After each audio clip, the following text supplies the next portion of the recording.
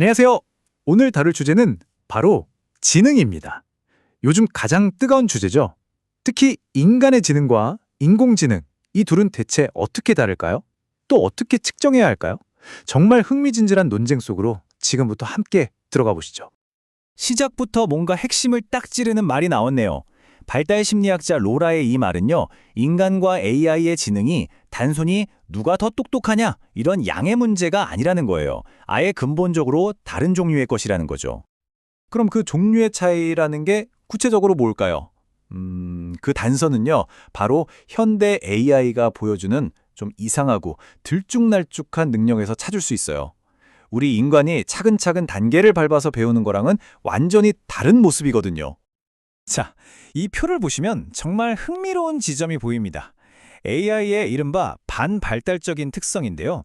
이게 뭐냐면 인간은 상상도 못할 수학 문제를 몇 초 만에 척척 풀어내다가도 바로 다음 순간에 코끼리는 냉장고에 어떻게 넣을까 같은 아주 기본적인 상식 질문에는 엉뚱한 답을 내놓기도 한다는 거죠.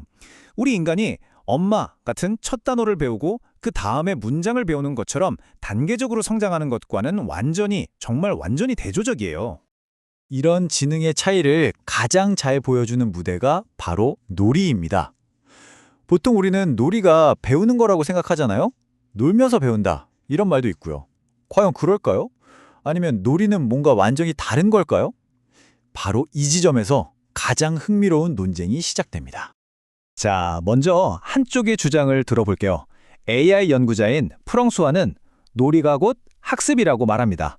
그러니까 호기심을 갖고 주변을 탐색하고 이것저것 시도해보는 이런 놀이 행동들이 결국 문제를 해결하고 무언가를 배우는데 꼭 필요한 과정이라는 거죠.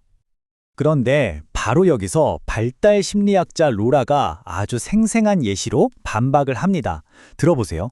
4살짜리가 점토로 공룡을 접는 놀이를 하고 있을 때 그게 더 나은 쥐덤 만드는 법을 배우는 거랑 무슨 상관이 있겠냐는 거예요.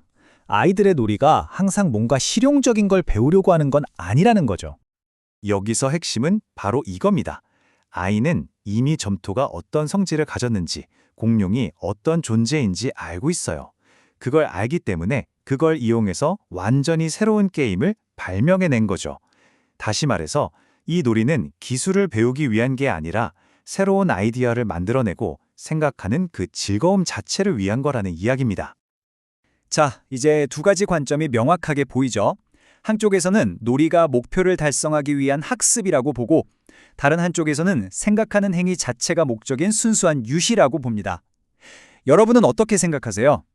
이 질문이 어쩌면 인간 지능의 본질을 꿰뚫는 가장 중요한 질문일지도 모릅니다.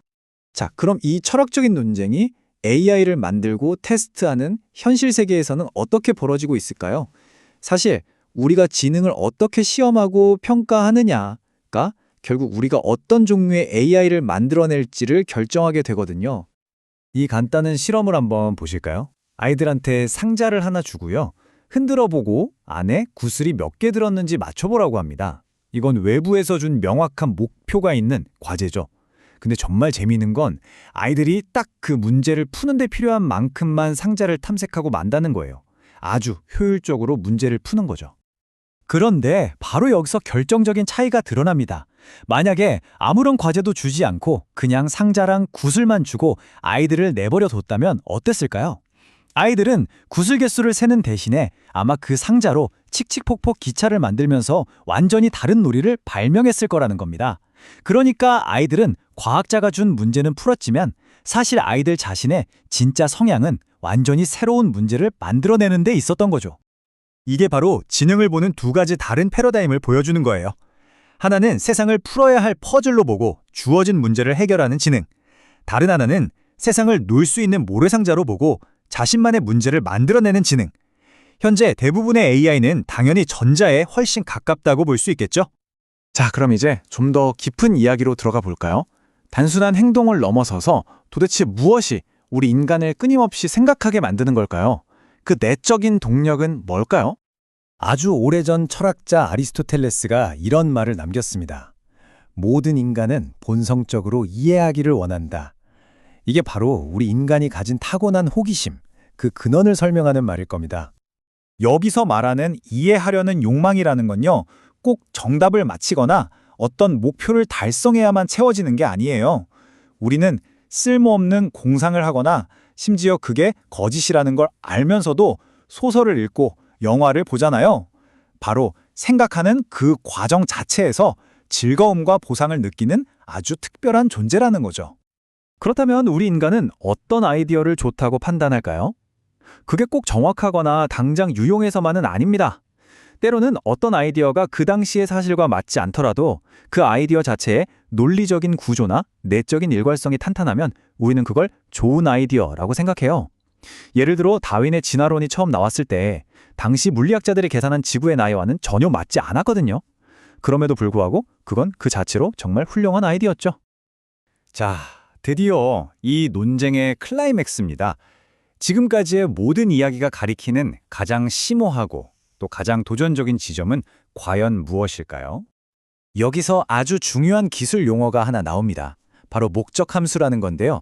어렵게 생각할 것 없이 그냥 AI에게 주어진 미션 또는 목표라고 생각하시면 돼요. 현재 모든 AI는 우리 인간이 설정해준 바로 이 목적 함수를 따르도록 설계되어 있습니다. 하지만 인간은 다르죠. 우리 인간은 스스로 자신의 목적 함수를, 즉 삶의 목표나 가치를 스스로 설정할 수 있는 거의 유일한 존재일지도 모릅니다. 무엇을 추구하며 살 것인지를 스스로 결정한다는 거죠.